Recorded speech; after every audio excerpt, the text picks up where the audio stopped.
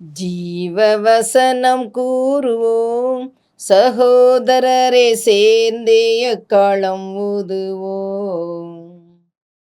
கர்த்தருடைய நாமம் மகிமைப்படுவதாக. கிறிஸ்துவுக்குள் அன்பானவர்களே, இந்த நாளிலும் ஜீவ வார்த்தை ஒன்றை கேட்போம்.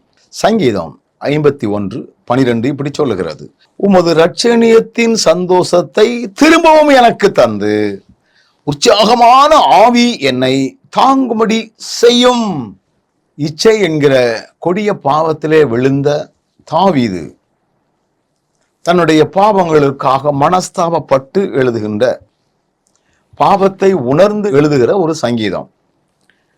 இன்னைக்கு சில பாவங்கள் செய்யும் பொழுதெல்லாம் செய்வதற்கு நன்றாக இருக்கும், ஆனா உள்ளான மனிதனிலே நாம் குத்தப்பட்டவர்களாய், சமாதானத்தை இழந்தவர்களாய், ஏதோ ஒரு வகையான பாவ உணர்விலே நாம் துடிக்கின்றவர்களாய் காணப்படுவோம்.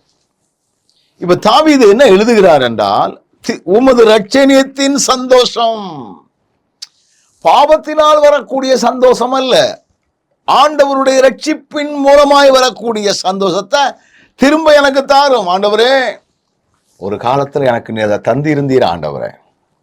நானும் வழி விலகி இச்சையின் மூலமாய், பல்வேறு வகையான கொடிய பாவங்களின் மூலமாய், உமக்கு நாங்கள் துரோகம் செய்யக்கூடிய துரோகத்தின் மூலமாய் ஆண்டவரே அந்த சமாதானத்தெல்லாம் நாங்கள் இழந்துட்டோம். பாவம் எங்களை வருட்டி எடுத்தது. நான் எங்களுடைய தவறுகளை எல்லாம் ஒத்துக்கொள்கிறோம், பாவங்களை எல்லாம் அறிக்கை பண்ணுகிறோம். இழந்து போன அந்த மகிழ்ச்சியை மறுபடியும் எங்களுக்கு தாரும். அவர் எழுதுகிறார் பாருங்கள், உற்சாகமான ஆவி என்னை தாங்கும்படி செய்யும்.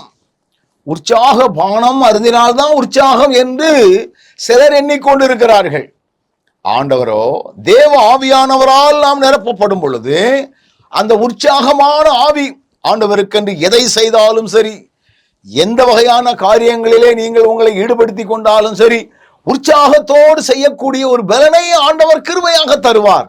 இந்த உற்சாகம் ஆண்டவரால் மட்டுமே நமக்கு வரக்கூடிய ஒன்று. ஆண்டவர் அந்த உற்சாக ஆவியை தந்தா மட்டும்தான் நம்ம அதை நேர்த்தியாக செய்ய முடியும். அதனாலதான் திரும்ப எனக்கு தாரும் ஆண்டவரே. ஒரு காலத்துல நான் எப்படியெல்லாம் இருந்தப்பா, எனக்கு அதே போல என் வாழ்க்கையில இரட்சணியத்தின் சந்தோஷத்தையும் உற்சாகமான ஆவியினால் என்னை தாங்கும். கேட்போமா? நல்ல ஆண்டவரே, தாவீது கேட்டதை போல நாங்களும் கேட்கிறோம். எங்களை இன்னும் உற்சாகத்தினால் நிரப்பும். இயேசுவின் நாமத்தில் பிதாவே, ஆமென்.